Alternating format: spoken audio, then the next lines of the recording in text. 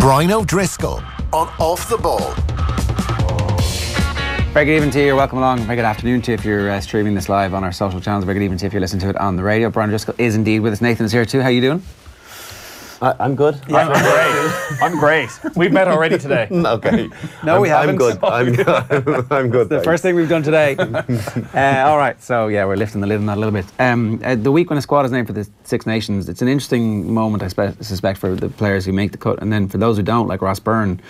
I presume he gets a phone call in advance? Yeah, I think he does. I would imagine, in fact, I know on this occasion he did get a call.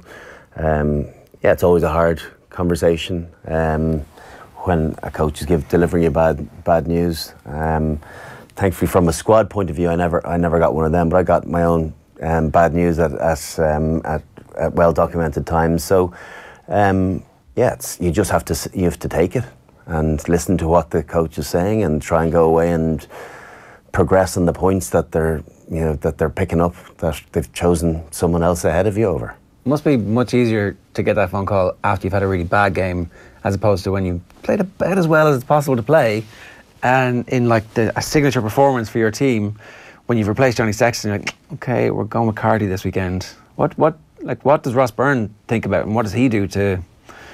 Yeah, I think most coaches will say this isn't a one performance thing. I think they'll have taken everything into account since the November internationals. Fairness to Jack Carty, he's played extremely well. I think one game that probably really highlighted it as well and nudged him forward was Jack Carty's performance against Leinster, against Ross Byrne over the Christmas period, where he was outstanding in that narrow defeat. Yeah. And all his stats are pretty good. And what you do with stats is you align them with what your perception of how an individual is, what you've been like out of hand, what your tackle count has been like. So you evaluate all of that information on a piece of paper along with what your eyes have told you over the last 5 or 6 weeks. So on the basis of that, Jack Carty, does he deserve this opportunity? Probably.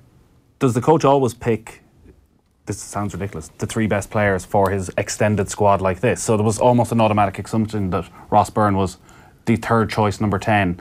He may not need him with Sexton if he's fully fit, and Carberry's the number 2.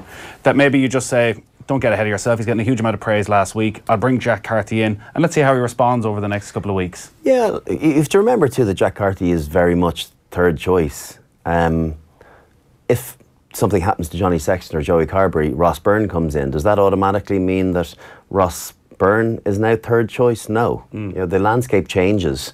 Depending on the situation. Would you want to give Jack Carty his first cap against England? Maybe not.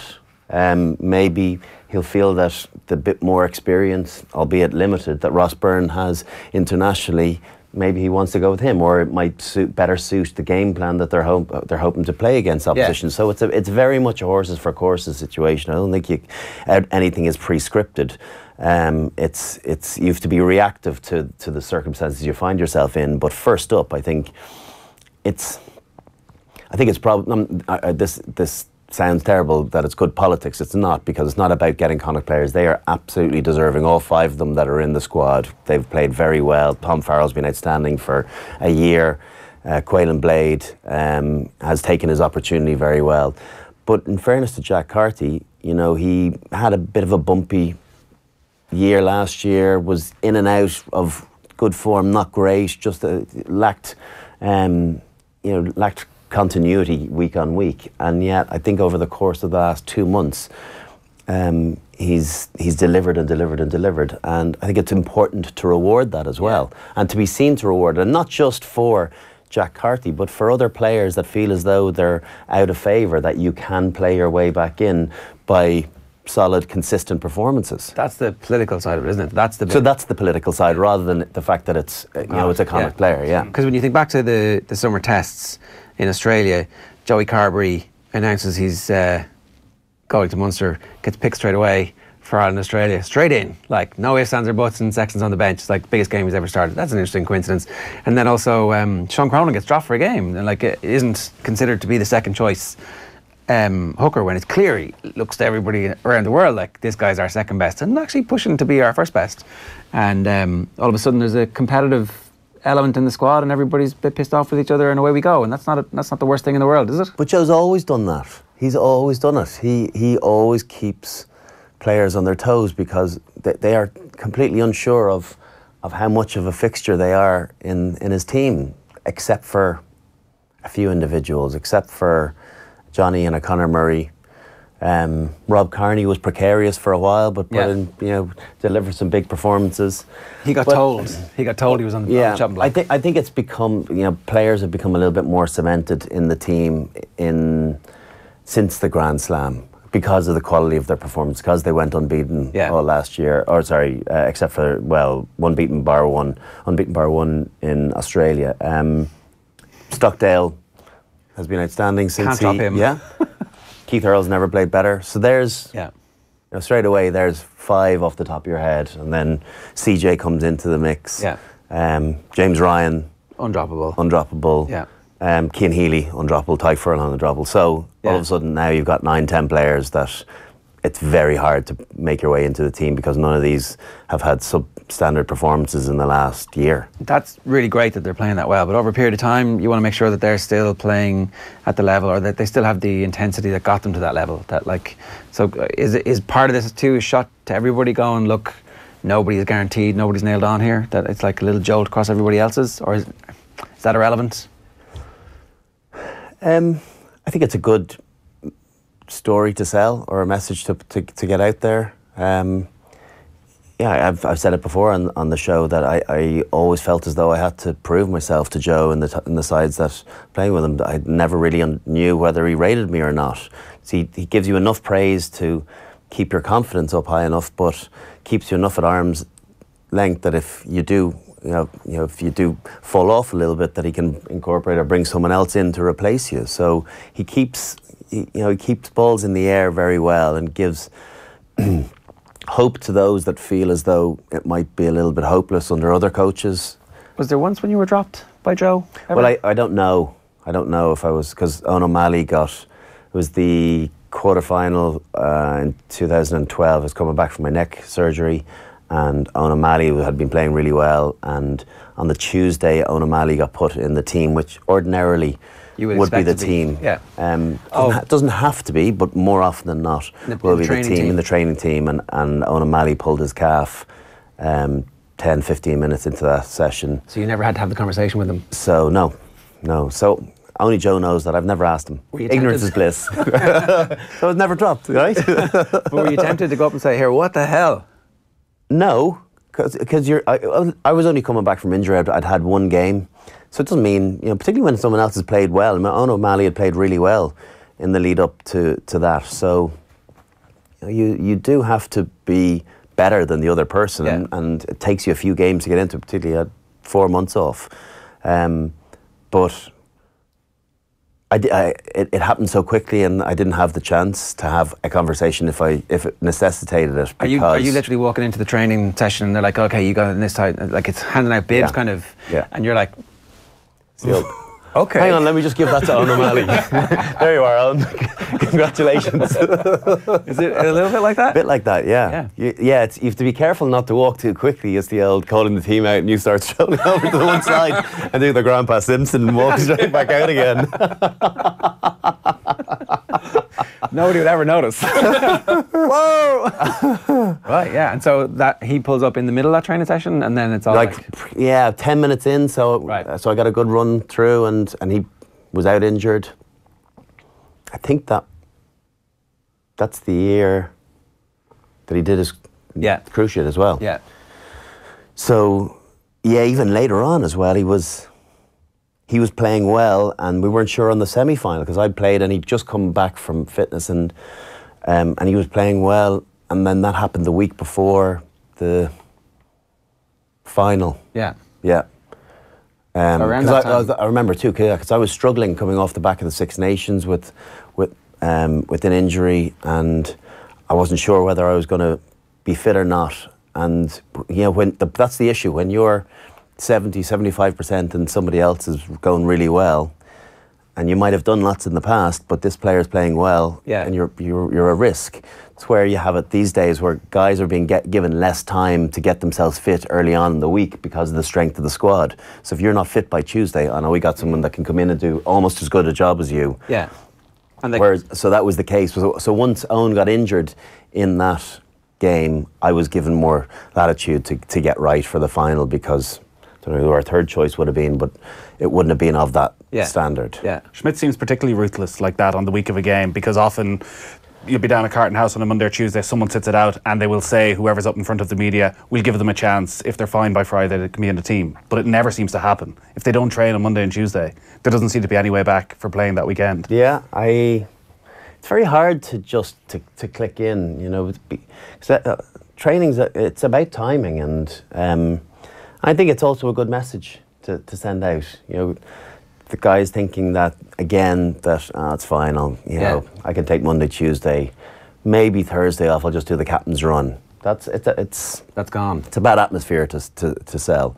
Rocky Elsom used to never train, but you know, he was man of the match every weekend, so it didn't matter. But that seems to be a thing of the past when you've got more competition for places and guys that are delivering almost the same standard as that you can deliver. Well, then why wouldn't you go with the cohesive unit that have worked together from Monday, rather than bring a guy in? And I think I'll be all right in the night. Especially when his structure of play is so complicated, and you kind of need to have been practicing it and been running the moves all week, right?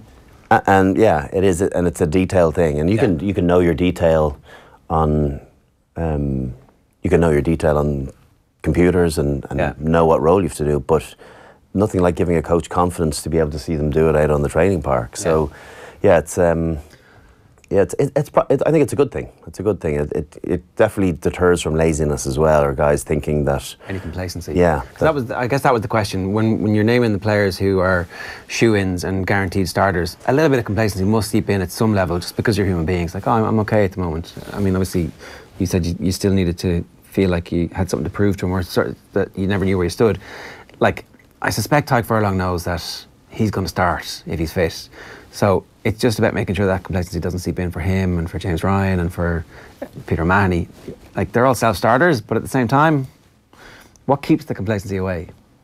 I think they've an expectation of their own standards. I think it becomes about that. Rather than just remaining in the Irish jersey, it's about doing a really good job in it. And you are your own worst critic, and when you've hit really peaky heights of beating the All Blacks, winning Grand Slams, winning on tour in Australia, that when you fall off there, you don't have to wait for your coach to get on your case. You're on your own case, and you become a self-policing unit. And it's usually a side in trouble when they need a berating from their coach. It's when they, particularly in a really mature team like that, and then the age profile might still be somewhat young, but there's a lot of knowledge and there's a lot of experience. There's a lot of lions littered throughout that team as well in key positions. So, I think if you look right from 15, 12 Henshaw, 9, 10, Stander 8, Best 2, and a lion in the waiting in James Ryan, like that is look at the spine of that team of leadership and lots of experience and know-how. Yeah, it's pretty exciting. The Carbery-Sexton dynamic then over the next couple of months, because on the one hand you have Sexton on that list of guaranteed starters, but on the other hand you're talking about rewarding form, and Carbery's form last week probably is unquestionably a standout performance for Munster so far. Do you reward, if saying Johnny's fully fit for all these games, do you reward Carbery at some stage during the Six Nations with a start? Probably. Yeah, probably. I think a game that you feel as though you'll win, like Italy, is a good game to start Joey. But maybe it's maybe a good thing to start him in another game, because got to think that Johnny has been relatively injury free, but he's 33. Is there a chance that he mightn't play in the World Cup? Of course. Would it be great to get? And before that becomes a headline, he could pick up a knock like any other player. Yeah. So you've got to be equipped to be able to deal with that. And Joey Carbery hasn't had a lot of starts in the number 10 jersey. You have to remember that. So the more he'll get, the better, the more confidence he'll derive from it. The more he'll know the game plan. the control that's necessitated at international level versus provincial level, the speed at which he has to have clarity of thought, everything's quicker internationally. So more game time he gets, the better. And then I was making the case if he's going to do as good a job, which he was very good. He's different than Johnny. Johnny's is the Peyton Manning. There's still more of a looseness to Joey, but it's exciting. Yeah. I was making the case, start him in the England game. Sexton's coming back off that little niggly injury that's kept him out. Now, it looks as if he could have played last weekend. He could probably definitely play this weekend. So perhaps he's absolutely fine and totally fit. But, if there's any doubt, why risk it? What's the point of these risking? The other thing we have to remember is Johnny Sexton is the World Player of the Year. He lost 2 games last year, I think. Well, he only started one game he lost against at the very end of the year. Can you remember any bad performance? Maybe didn't play well against Munster. That's it. He's I'm not talking about dropping him. He's the best player in the world. I'm talking about making sure he's still the best player in the world when we get to the World Cup. But there's nothing to believe that he won't be. No, it's true. So it's not like he was decent. Well, he spiked the season. Yeah. He's been consistently excellent for 10 years. He just had his best year at 33. But he's got such, we saw it in the Munster game, he's got such a fire and a burning ambition to get better as well. It's not like, I just won the Slam now and we want to beat the All Blacks. I've beaten them 3 times now myself. It's funny, and he's got. There's no faux humility to him. He won the Rugby Writers Award over in England. Went over, collected the award, and from what I heard from his speech, he talked about how he didn't feel as though he warranted being in the same bracket as a lot of the players that had won it previously, which is laughable. So I think you have to put everything in context. Yes, you get excited about Joey Carberry's performance because he was outstanding, but you're dealing with one of the all-time greats. Yeah. So you be very careful about taking him out of the team, even if it's just to rest him over a period of time. Yeah, and you have a narky Johnny Sexton as well. Would it not be madness as well, with all the momentum that's with the national team at the moment, possibly the best team in the world, at home against England in a Six Nations opener, to take a risk? You play your best team. Joey Carberry was 30% behind Johnny. He's probably 20% now, but I think he's still 20% behind him. Yeah. In controlling a game and running the show and being able to dictate play. I think Munster were excellent. He had a lovely platform, but playing Gloucester is very different than playing England. Totally. I get that, right? The counter argument is that there might be a chance, given how aggressive Sexton is, that he misses some of the big games in the World Cup, and we won't have given the opportunity to us to see how well Carberry deals with that. We can't fake it. You can't fake it against Italy, really. So our pack is going to dominate against Italy, and it's a much easier game. So. Carberry's going to get 2 games in the World Cup. Johnny will play Japan and Scotland. Carberry will get the next 2. All going well, Johnny will be back in for the quarterfinals. That's how it'll be mapped out. And so that's the games that they give him to see if. But what if, that all going well line, yeah, is that not exactly what Joe Schmidt wants to avoid, having to say all going well? That after losing to Argentina last time with all the injuries, he doesn't want to end up in a situation where we're going into a World Cup quarterfinal and there's a slight doubt of, well, we've seen Joey in these games, but we haven't seen him against England or one of the top 5-6 teams in the world. Yeah, it's. Or is that just sport that you have to take those risks? Yeah, I think there's a bit of that. It depends on what you want to do. Do you want to? Is he still planning? Is this still a stepping stone to the World Cup, or does he want to win another back-to-back Grand Slams? What do you think? Because we did really well in 2007. We did really well in 2011. I think. I think Joey will get at least 1 start in the Six Nations. At least 1 start. Against more than Italy. Maybe France. Yeah. Maybe France at home is a good game because it's a really good opposition, but at home and we're confident and we got our crowd and everything. Yeah. Maybe that'd be a good game to give them a starting berth. So get the momentum. Yeah, get the momentum. But win against England. Scotland next. Is that right? Yeah. So yeah, maybe 3-2. Yeah, so Johnny for England. I love that we're mapping this out. This is what you need to do, Joe. Yeah, Just in case you hadn't thought of this. England, Scotland, and Wales. Do you know what order the games are in, Joe? Make sure you get that bus to Murrayfield on time this time. Yeah, though. I just If you're saying he's 20%, Ger was saying. if you're saying he's 20% behind now, and there's these 5 games, and then there's 4 warm-up matches, is there anything? Everybody's fit. Is there anything Joey Carberry can do over the next 9-10 months to oust Johnny Sexton from the number 10 jersey? Drive his car at speed past Johnny's house in Dartry. I don't know. I don't see. There's not going to be so much of a fall off, a drop in form from Johnny Sexton, or an increase from Joey to justify it. I don't see it happening. Joey has all the capabilities of being an excellent international player, very exciting, a different type of player to Johnny. But I do not. I give it like a 2% chance that he could start in front of him in the World Cup. Do you remember the Lions when there was this whole who should be number 10, and then they realised like they should work Owen Farrell into the team at the same time as Sexton, middle of the second week? Johnny's played 12. Johnny played 12 with Raj back in 2011. Is it ridiculous to think like that? No. And also, Johnny's defence is good enough.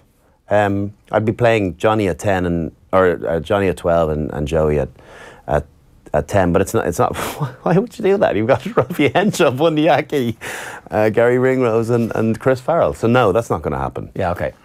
And he's not even been considered for fullback, Carberry, at this stage. No.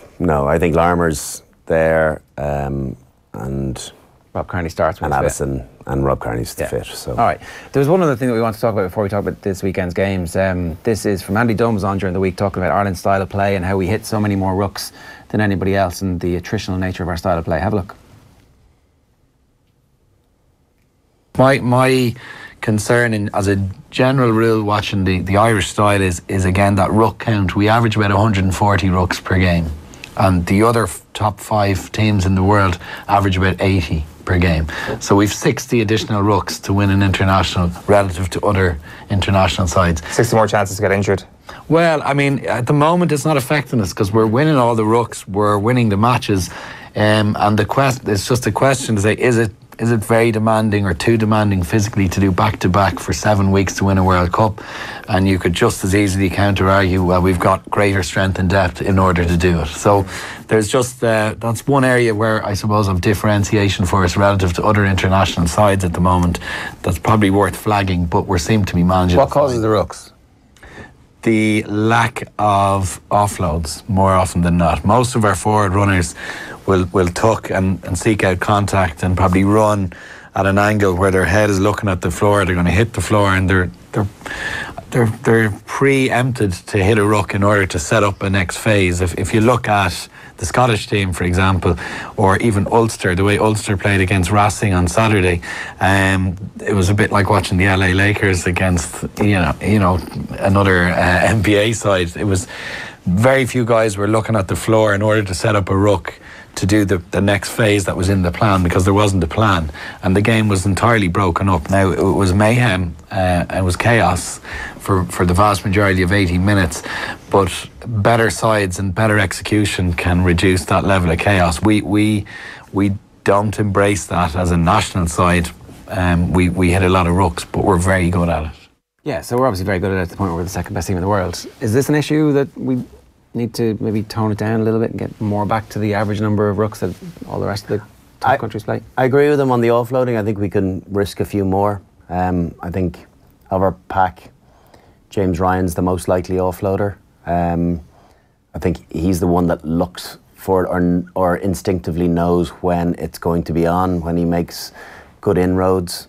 He carries so much in close quarters that a lot of his carries, he's not even thinking about it. But as soon as he gets to a soft shoulder, I think he's one of the ones that is definitely looking to get it out of contact.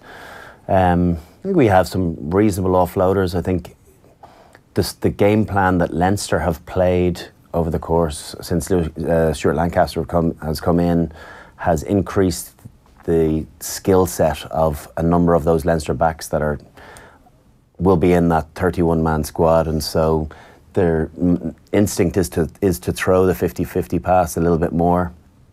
I think our fitness is really, really strong at the moment, so the extra 60 rucks a day or a game, I don't think that concerns me. Is it a deliberate thing? Injuries, yeah. Well, it's so just we back our fitness to the point where we'll take the opposition. Do you know what? Also, you spin it on its head. It's to be able to have another 60 rucks and not give away penalties. You look focus on what used to be called barrelling left and right. So as you're running to the ruck, concede more than 3 or commit more than 3 people to a ruck.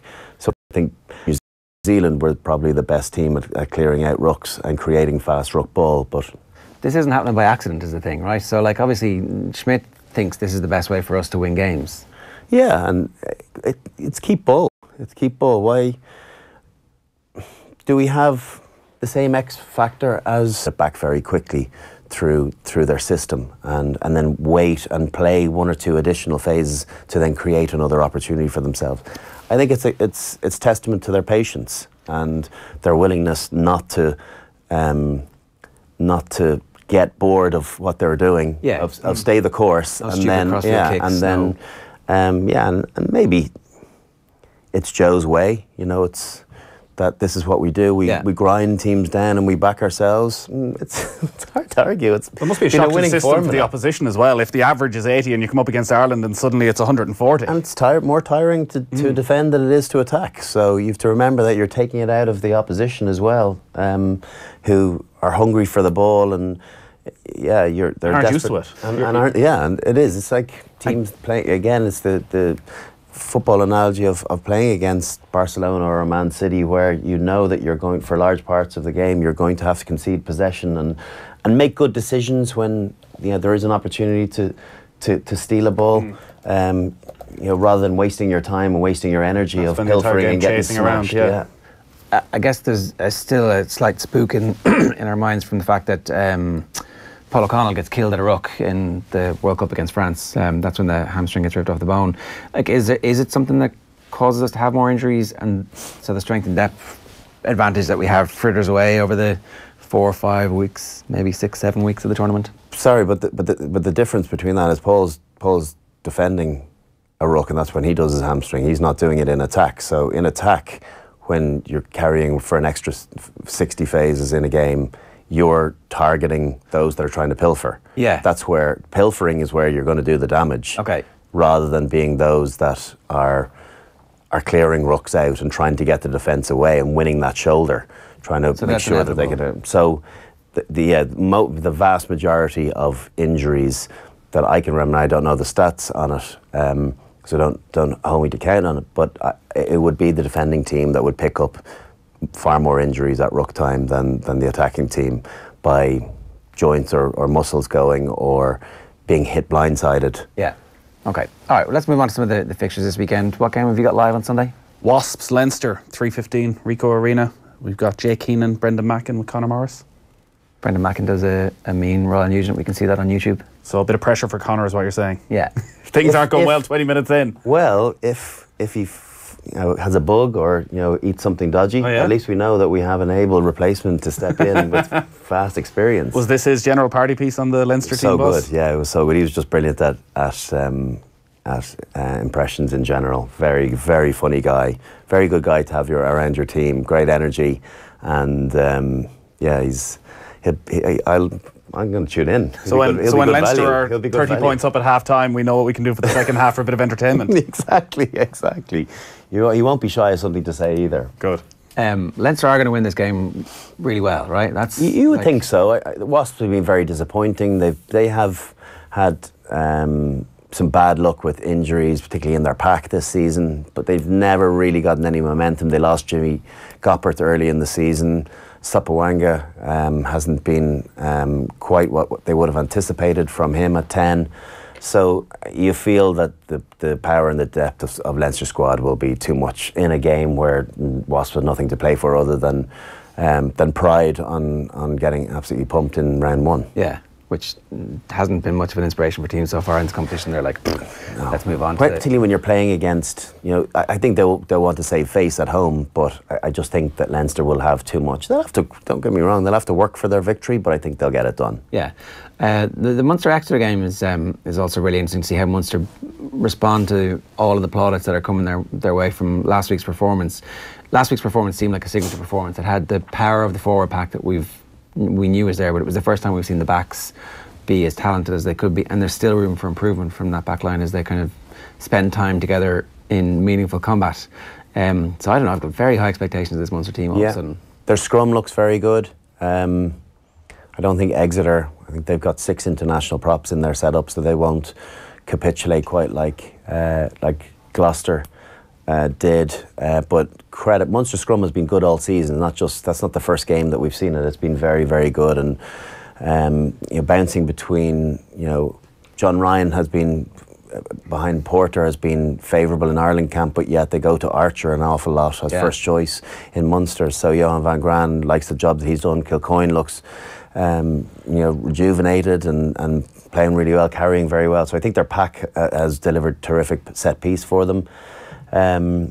That said, Exeter have nothing to lose. Look at the team that they've picked. They know how to score a lot of tries. Jack Nell played outstandingly well last week, and they know that in all likelihood they need to come and score 5 or 4 tries, so 5 points. Not many sides go and do that in Thomond. So when the shackles are off, it definitely takes the pressure off. If you're Munster and the shackles are off for the opposition, are you just like putting the ball up the jumper and killing this game, making it really boring? No, you just play your game. I don't think you necessarily worry about what they're going to do. I think you just think, if we play our best game and just think about a really good performance from us, and we don't modify our game plan just because of the scenario or the point situation, I think we go and play our, the brand that we played last week and that we've played over the last number of weeks, that's giving us the confidence to play the way we are and continue that again. And see, Peter O'Mahony is in their team, named anyway. We'll have to wait and see whether he takes the field. How big an addition has Tadhg Byrne been? Because you think back to last season at Scarlets, and I remember you'd look in the match programme when they were playing Leinster in the Champions Cup, and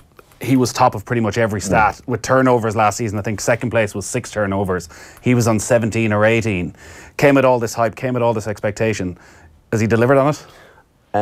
I think he's in the top 3 in Europe this season. Bill Matta in Edinburgh, Will Addison in Ulster, and Tadhg Byrne. I don't know in which order. Tadhg Byrne has been outstanding. He's picked up exactly where he left off with Scarlets. He's just unlucky that he's got Ian Henderson, James Ryan and Dev Toner, obviously the line-out king, ahead of him internationally, but he's such a nuisance at maul time. He gets at least a couple of steals every day. And for your second row to get to do that it's a real luxury to have that. Someone again gets through an insane amount of work. He is a real find, and as much as Carberry has been terrific for Munster, so has Tadhg Byrne. What is that skill set? Because say we talked earlier in the week about Jacob Stockdale and his ability to read a bouncing ball. The skill set for turnovers, because he wasn't just slightly ahead of everybody in terms of his turnovers per game. He was miles ahead last season. What is the skill? What is the little X factor that allows him to do that? I think it's seeing it a little bit earlier.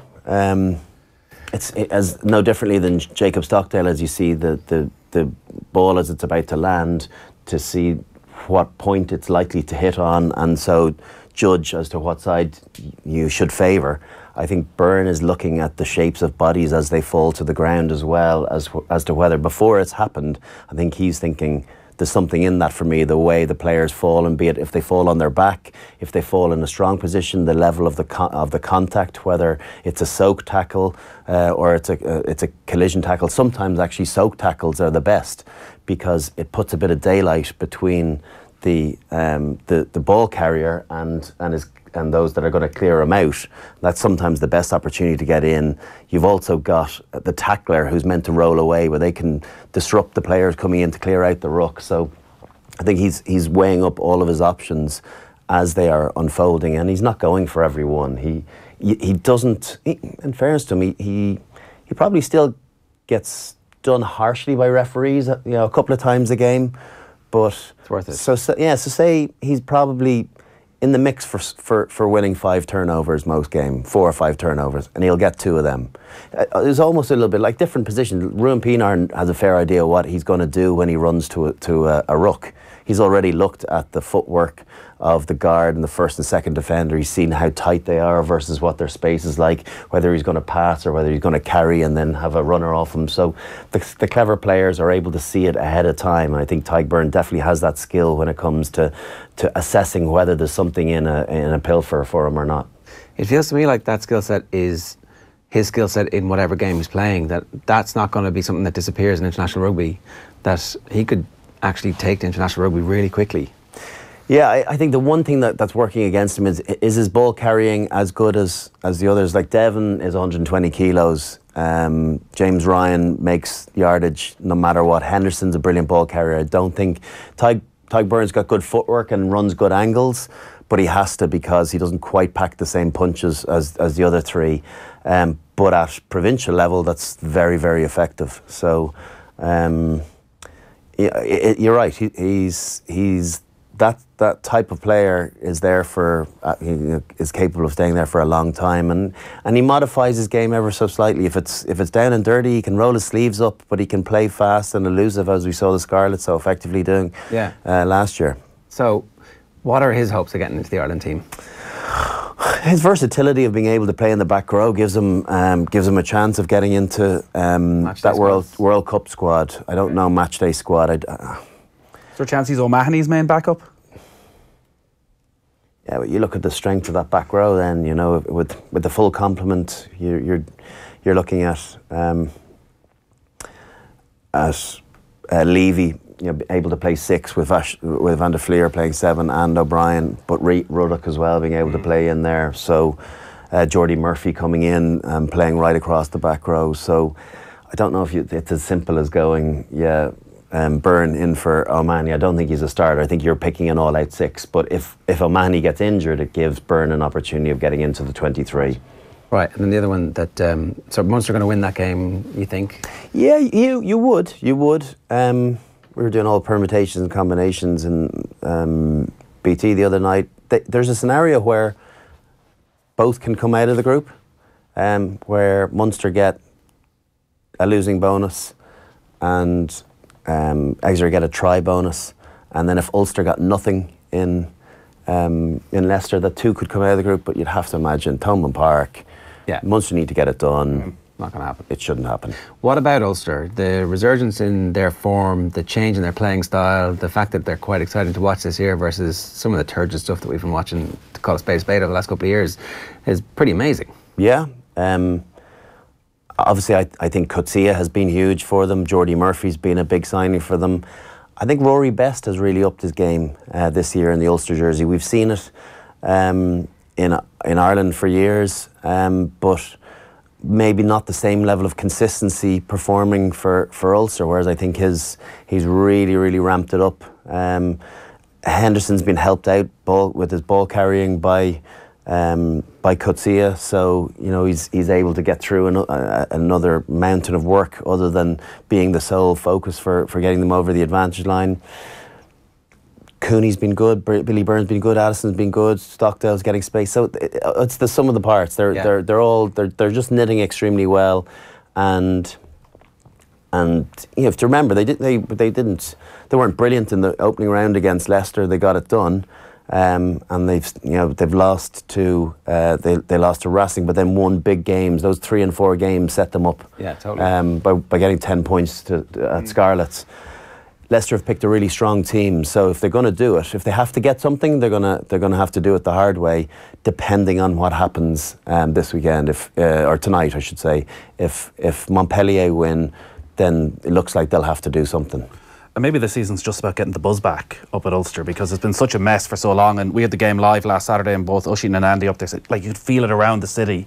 The people were excited about the match. The people were talking positively about Ulster again, and they're probably still missing a few things, and maybe McFarlane's still 6 months, a year off from getting them exactly where they want. But at least it's exciting. I think they've got some X factor. I really do. I think for the first time in a while, they've got not 1, maybe 2 international players, calibre players. They've got they've got 5 and 6 that are going to be vying for a start or for a place in the 23. You know, and those names that I mentioned, Best, Jordy Murphy, you know, is still a favourite of Joe Schmidt. Has never let him down. Obviously played in the most recent All Blacks game when you never would have thought it. And then Addison and Cooney's now going to be in the 23 as well. Yeah. So. And Stockdale is scoring tries for fun. Yeah. So he's literally a global superstar. Like, is he starting to? Is it like some kind of weird psychological advantage that he has over people? It just looks as though one of money's going to beat people. It really does. If you get the ball, just give it's that one. Give it to me. Give it to me. Yeah. 1-on-1. He's brimming with so much confidence, and then his next step is to bring in the dummy chip and chase. Now, then we know he's properly evolving when he puts it to the foot or does a solo to himself. I'm waiting for that one. Then that's next level. Yeah, that would be amazing. A bit of GAA too, you know, crossing the divide. We'll leave that one there. Brian, enjoy the weekend. Good stuff. Cheers. Thanks a million. That's Friday Night Rugby with Brian O'Driscoll. We'll be right back after these. Brian O'Driscoll on Off the Ball.